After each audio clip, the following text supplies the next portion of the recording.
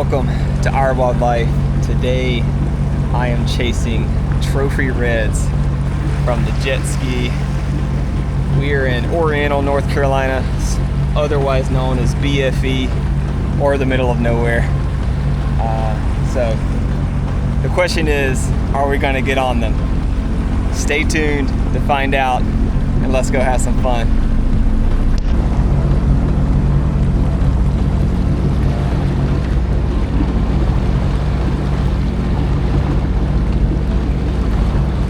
All right, just trying to tie on. So I just got to the ramp. I just got out past the bridge. The plan today, beautiful conditions out here right now. I'm just gonna tie on. I'm gonna try and use a popping cork today. And it's very simple. We just look for birds or bait, and then we cast at those birds or at those piles of bait, and we hope there's a giant fish underneath it. We're gonna put around, and see if we can't find anything for those interested today. I'm using the blabbermouth popping cork. I have a 50-pound leader on, just because you never know. A lot of blues you gotta weed through as well. And then I'm using a DOA cow shad on a giant hook.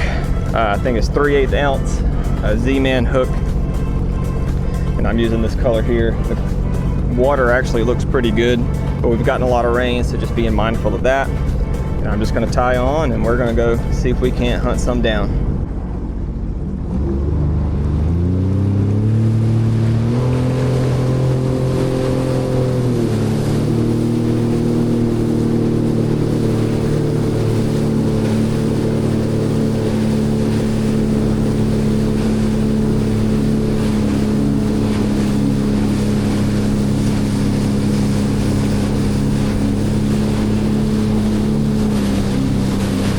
The issue I'm going to have is I have no electronics on the jet ski, so I'm kind of flying blind. That's why I say I'm kind of relying on just seeing birds or seeing big bait balls on the surface, looking for disturbances in the surface,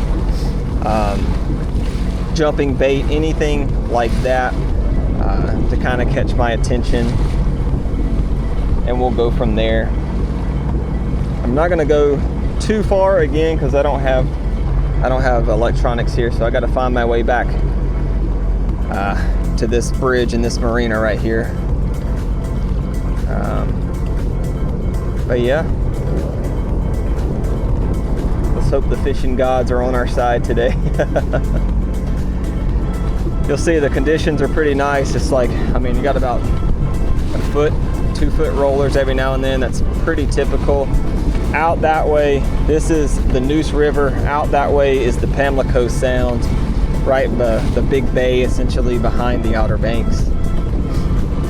And these big fish, they come in at a very short time window, September, October.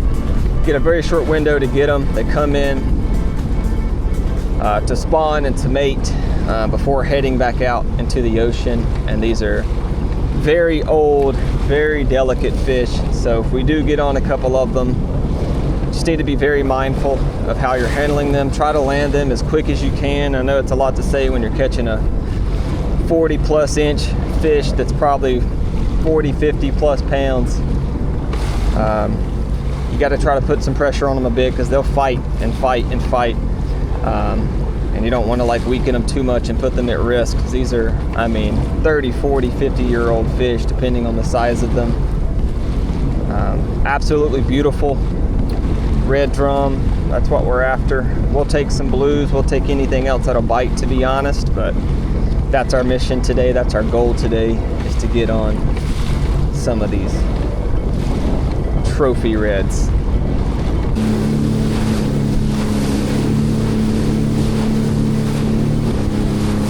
Oh, I'm hoping the seasickness don't get me today. Typically on the jet ski I'm okay because it moves with the wave and I can move with it and it keeps me balanced. Really foggy too, so I want to be mindful. I don't have any lights on this jet ski either. any navigational lights. So I just want to be mindful of that fog right there. I don't know if you can see it on camera, but if it rolls in, you can see it behind me still kind of sitting in over the surface. If that rolls in, I need to be really careful about where I'm going. Stick a little closer to shore.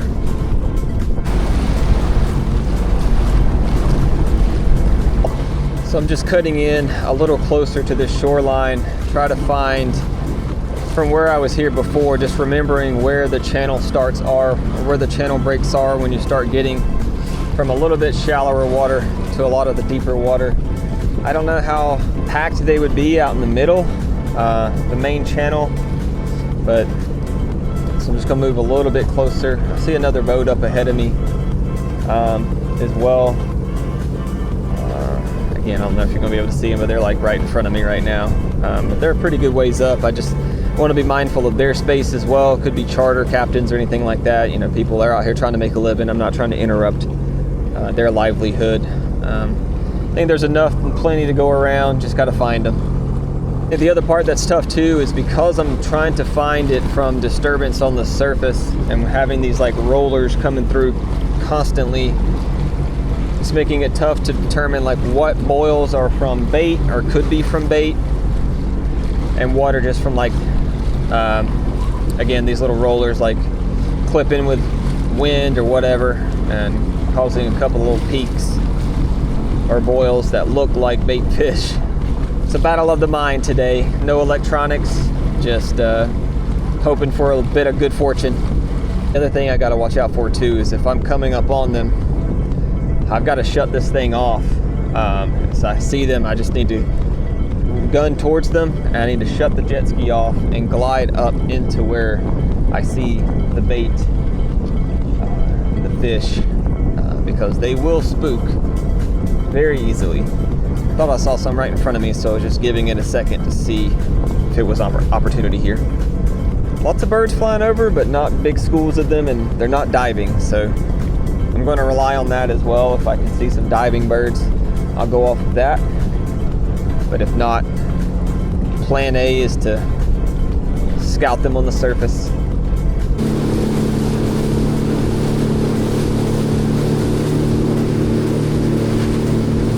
Seems like the further you get out, makes sense.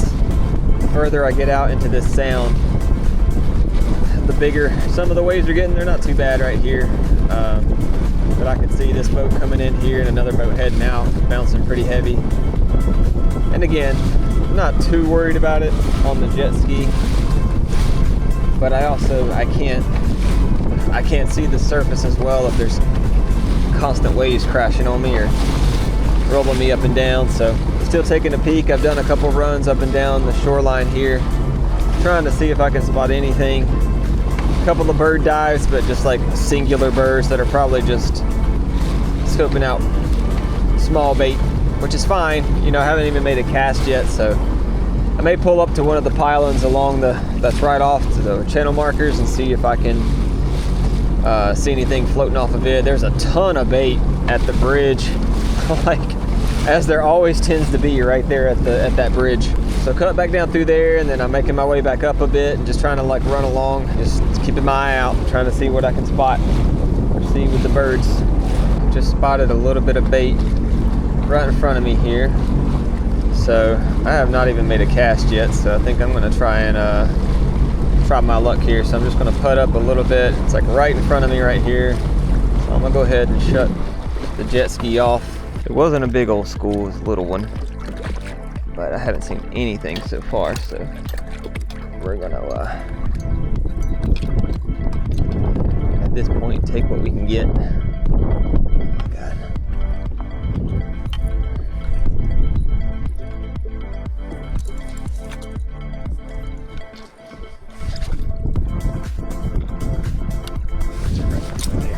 Yeah, that's right.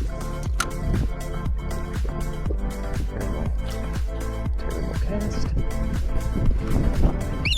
Yeah, I don't know if you can see where my lure just popped at. There's bait right behind me.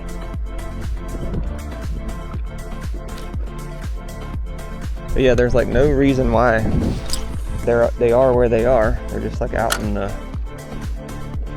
middle. There's no, I mean, again, I don't know what's down there. There could be structure in front of me. I switched to a little pencil popper, top water. Didn't get any bites on the popping cork setup. Just throwing a top water spook.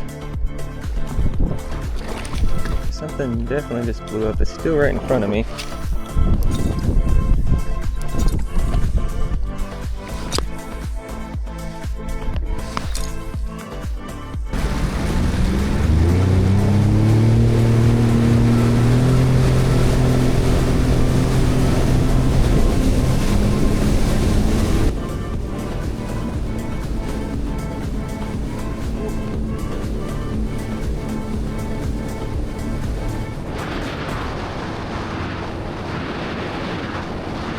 Well,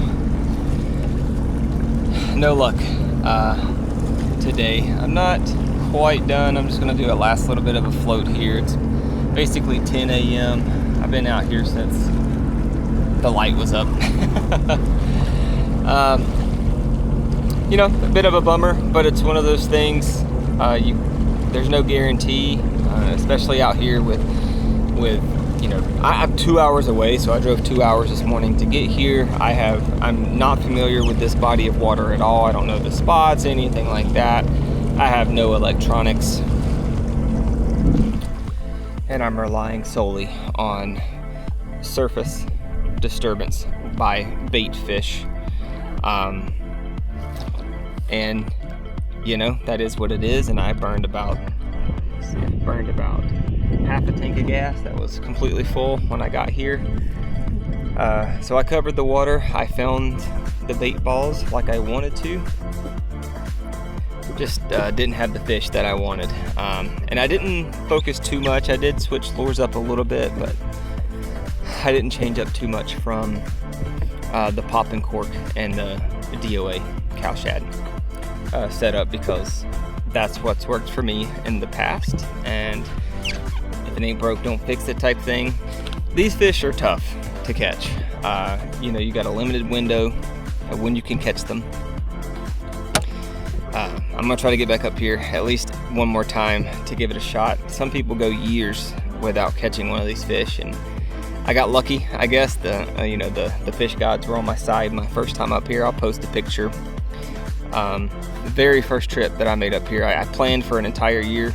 I missed it the season prior and planned for an entire year to come do it. We got here a little late. Everyone's like, oh, they've already left. The big ones aren't here really anymore. They're scattered out. And then I hooked into a 47-inch red drum within like 30 minutes of being here.